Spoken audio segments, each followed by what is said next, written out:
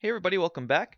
So today we've got quite a cool trigonometry problem for you, but in order to get there, we've got to recall some important facts, many of which we've proved here on the channel. So for example, 1 we proved here, sine of A plus sine of B is equal to 2 times the sine of A plus B over 2 times the cosine of A minus B over 2. For 2, we've got the sine of a double angle, so the sine of 2 times theta is equal to 2 times sine of theta times the cosine of theta. 3, given any triangle, the sum of the angles is equal to pi, and we can use that to get all sorts of results algebraically. 4 is that nice translation property, sine of pi over 2 minus theta is equal to cosine of theta. And 5 we just proved on the channel. So cosine of A plus cosine of B is equal to 2 times the cosine of A plus B over 2 times the cosine of A minus B over 2. Okay, so with that said, let's go ahead and take a look at today's problem.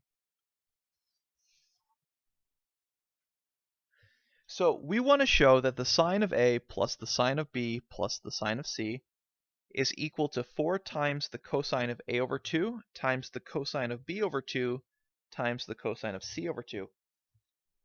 And so our strategy, our plan of attack, is to work with the left side using a lot of the properties that we just mentioned and arrive at the right side.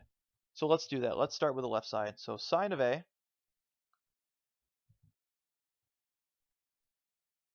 plus sine of B plus sine of C. Well, let's take a look here. So look at the first two terms. We've got sine of A plus sine of B. Let's use the property that we just proved. So sine of A plus sine of B is equal to 2 times sine of A plus B over 2 times the cosine of A minus B over 2.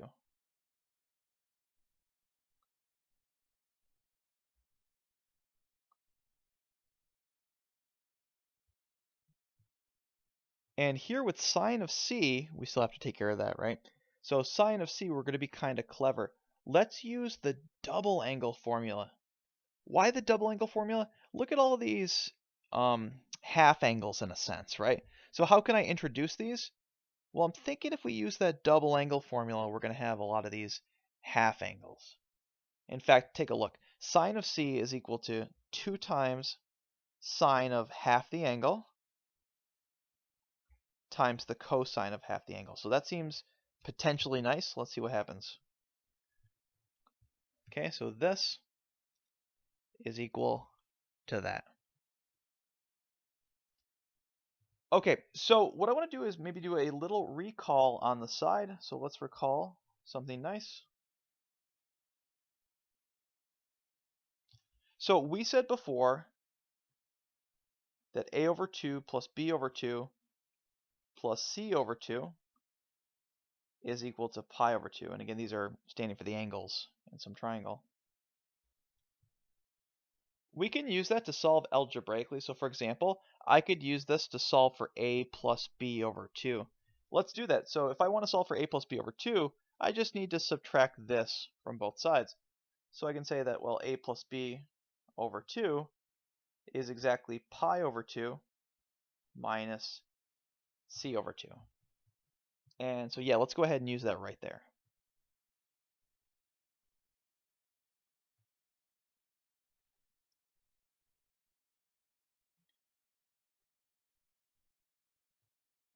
And we still have all of this as well.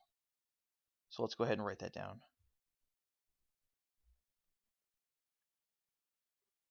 Okay, well, I hope that you're noticing that nice translation property that we mentioned before. So we know that sine of pi over 2 minus theta is equal to the cosine of theta. So this should be exactly the cosine of C over 2. Let's note that. Okay, so by our translation property, this is the cosine of C over 2.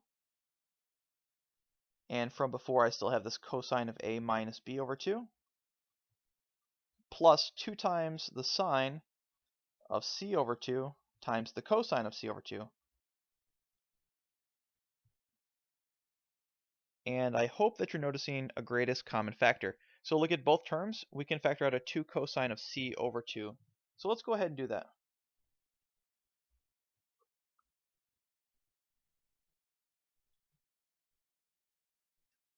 And it looks like we're left with the cosine of a minus b over 2.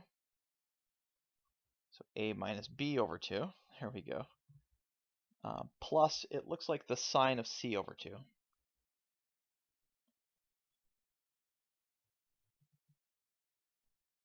Okay, so that seems pretty good. I'm looking at the c over 2 here.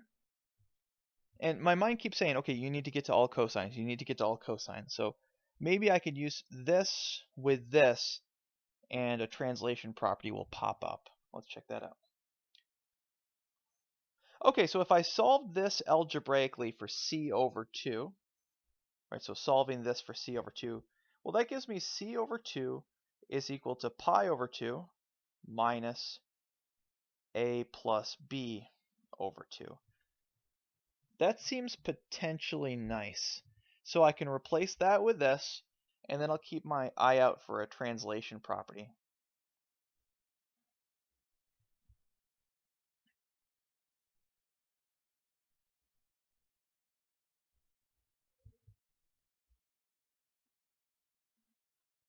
Okay, so here I've got the sign of, looks like pi over 2 minus this quantity a plus b over 2.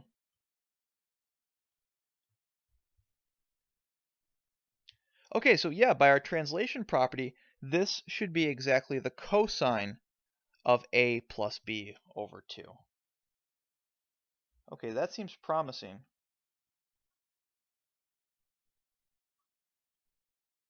That's nice. Notice that gives us the sum of cosines. So we can use our formula that we talked about in our property list. I think that was property number 5 in our property list.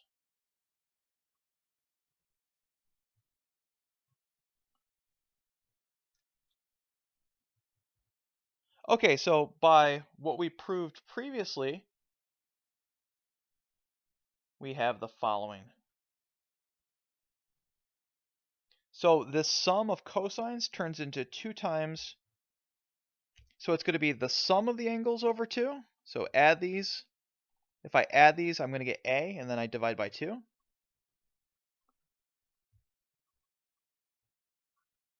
And that'll be times the cosine of their difference over 2. And if I subtract these, so what happens if I subtract these? So this minus, so I want to check this. So this minus this, so the a's will cancel. I've got, so negative b over 2, but cosine's an even function, so that's the same as b over 2. So that seems pretty good. And let's combine these, and we'll use the commutative property of multiplication. So 2 times 2 is 4. I can write this factor first. Well, first after the 4. So we've got this, and then we can write this next. So cosine b over 2, and then lastly this.